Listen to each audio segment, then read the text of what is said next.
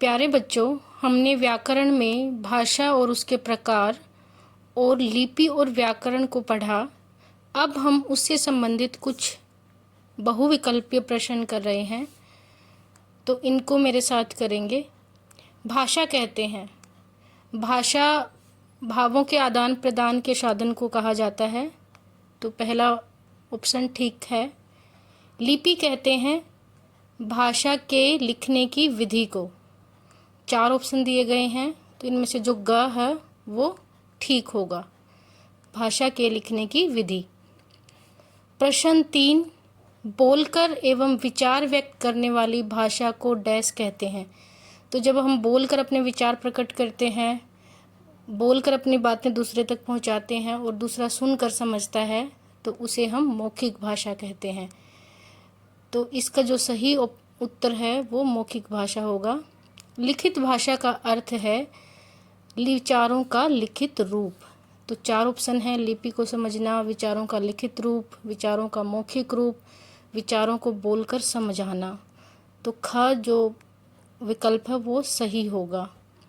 अगला प्रश्न है, हिंदी भाषा की उत्पत्ति किस भाषा से हुई है? तो ऑप्शन है अंग्रेजी, फ्रेंच, उर्दू, संस्कृत।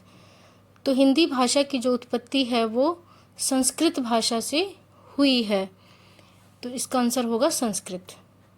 प्रश्न 6, भारतीय संविधान में कितनी भाषाओं को मान्यता प्राप्त है? तो ये मैंने आपको भाषा और उसके प्रकार वाली वीडियो में कराया था कि 22 भाषाएं जो हैं वो हमारे संविधान में मान्यता प्राप्त हैं। प्रश्न 7 है, मौखिक ध्वनियों को जिन चिन्हों द्वारा लिखकर प्रकट किया जाता है उन्हें कहते हैं। तो भाषा जिन वर्ण चिन्हों द्वारा लिखी जाती है उसे हम लिपि कहते हैं, तो पहला विकल्प सही होगा। भाषा के क्षेत्रीय रूप को कहते हैं।